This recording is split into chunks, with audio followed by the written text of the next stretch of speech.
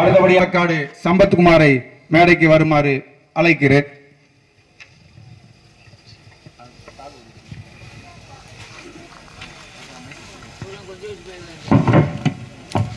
ஒன்றிய கழகத்தின் சார்பாக சம்பத்குமார் அவர்களுக்கு பொன்னாடை ஒத்தி கௌரவிக்கப்படுகிறது.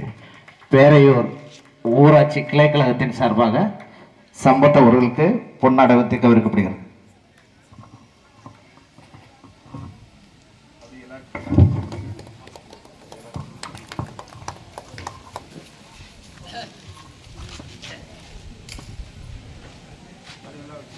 ஒன்றிய கழகத்தின் சார்பாக அண்ணன் காயம்பு அவர்களுக்கு பொன்னாடை ஒத்தி கௌரவிக்கப்படுகிறது. ஒன்றிய கழகத்தின் சார்பாக அண்ணன் RVS முத்துசாமி அவர்களுக்கு பொன்னாடை ஒத்தி கௌரவிக்கப்படுகிறது.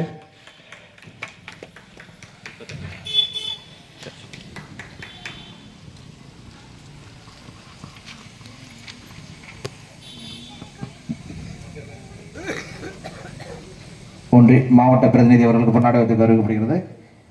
மாவட்ட விவசாய அணி துணை அமைப்பாளர் அண்ணன் ஆரோத்தன் அவர்களுக்கு பொன்னாடை ஒத்தி கௌரவிக்கப்படுகிறது. ஒன்றிய பொருளாளர்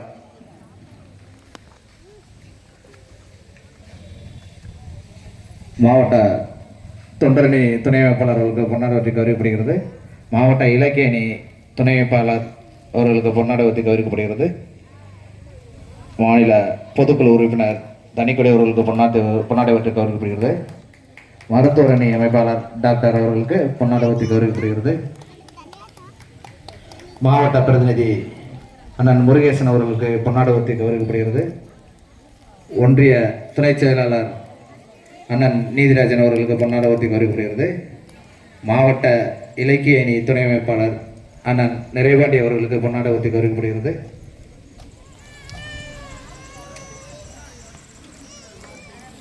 பேரையூர் ஊராட்சி மன்ற தலைவர் அவர்களுக்கு பொன்னாடை ஒத்தி கௌரவிக்கப்படுகிறது. பேரையூர் கிளை கழகத்தின் சார்பாக மேடையில் இருக்க அனைவருக்கும் பொன்னாடை ஒத்தி கௌரவிக்கப்படுகிறது.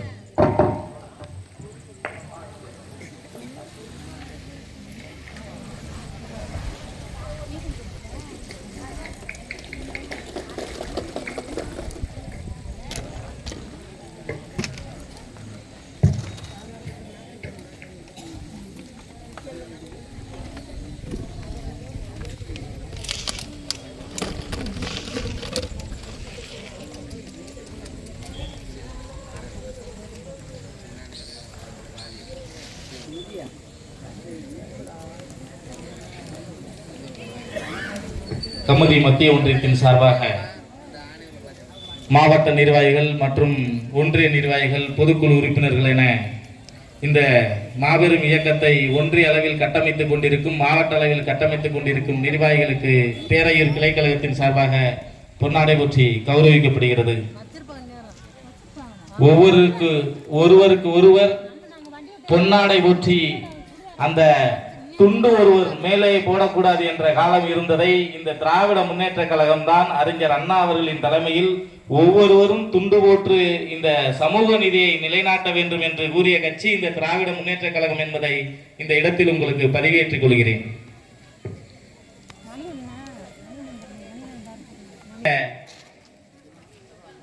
ஒன்றியத்தின் சார்பில் பொதுக்கூட்டம் நடைபெற்றுக் கொண்டிருக்கிறது. இந்த பொதுக்கூட்டத்திற்கு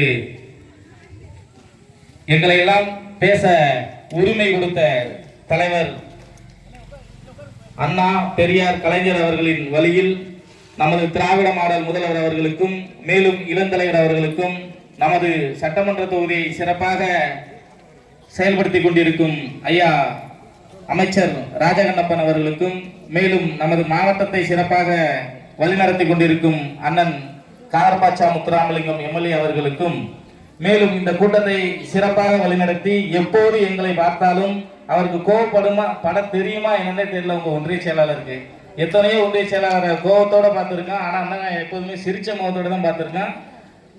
பல இன்னல்கள் இருந்தாலும் சிரிச்ச முகத்தோட பார்க்கறது உங்க ஒன்றிய செயலாளர் மட்டும்தான் இந்த கூட்டத்தில் தெரியப்படுத்திக் கொண்டு அண்ணன் ஒன்றிய செயலாளர் சண்முகநாதன் அவர்களையும் வணங்கி மேலும் இந்த கூட்டத்திற்கு தலைமை கழக பேச்சாளராக எங்களுக்கெல்லாம் முன்னோடியாக வந்துள்ள ஐயா RVS முத்துசாமி அவர்களோடு வணங்கி எங்களுடன் பயணித்துக் கொண்டிருக்கும் அண்ணன் திமுக தலைமை கழக இளம் பேச்சாளர் காயாமன்னன் அவர்களுக்கும் வணக்கம் சொல்லி, மேலும் மனிதனின் என்னடா மேல் பிறப்பு கீழ் பிறப்பு, ஆண் பிறப்பு பெண் பிறப்பு, எதிலை மேலே கீழே என்ற எந்த வேறுபாடும் இருக்கக்கூடாது, அனைவருமே எங்கள் உடன்பிறப்பு என்று கூறிய கலைஞர் அவர்களின் உடன்பிறப்பு அனைவருக்கும் வணக்கத்தை சொல்லி என்னுடைய இந்த உரையை ஆரம்பிக்கிறேன்.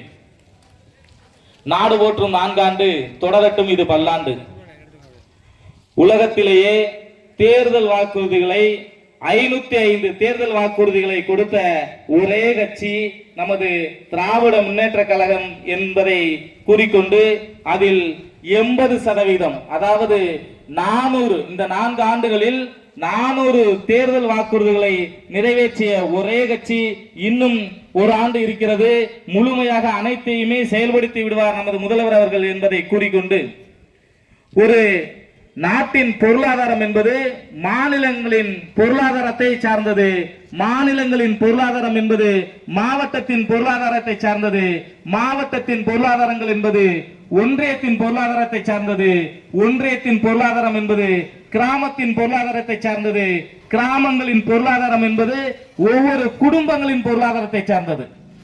நாமெல்லாம் வசிக்கிறது என்றால் தமிழ்நாடு சிறப்பாக வாழும் என்பதை உணர்ந்து கொண்ட நமது முதல்வர் அவர்கள் ஒவ்வொரு குடும்பத்திலும் உள்ள நபர்கள் வேலைக்கு செல்வதற்கு வசதியாக, அவர்களுக்கு உரிமை தொகை கொடுப்பதற்கு வசதியாக, பெண்கள் வேலைக்கு சென்று வருவதற்கு விடியல் பயண திட்டத்தை கொடுத்தும், மேலும் கல்லூரி மாணவிகளின் கல்லூரி படிப்பு தடைபடக்கூடாது என்று மாணவிகளுக்கு உரிமை தொகை கொடுத்தும், மாணவிகளுக்கு மட்டுமல்ல மாணவர்களும் கல்லூரிக்கு சென்று வர வசதியாக தமிழ் புதல்வன் திட்டத்தை கொடுத்து இதுபோல திட்டங்களையும் கொடுத்து கொண்டிருக்கிறார் என்பது அனைவருக்கும் தெரியும். 2 திட்டங்களை நான் கூறிக்கொள்கிறேன், மீதி திட்டங்களை அனைவரும் கூறிக்கொள்வீர்கள். காலை உணவு திட்டம் அன்னை சொன்னாங்க. ஒரு முதல்வர், நீங்க இதுக்கு முன்னாடிலாம்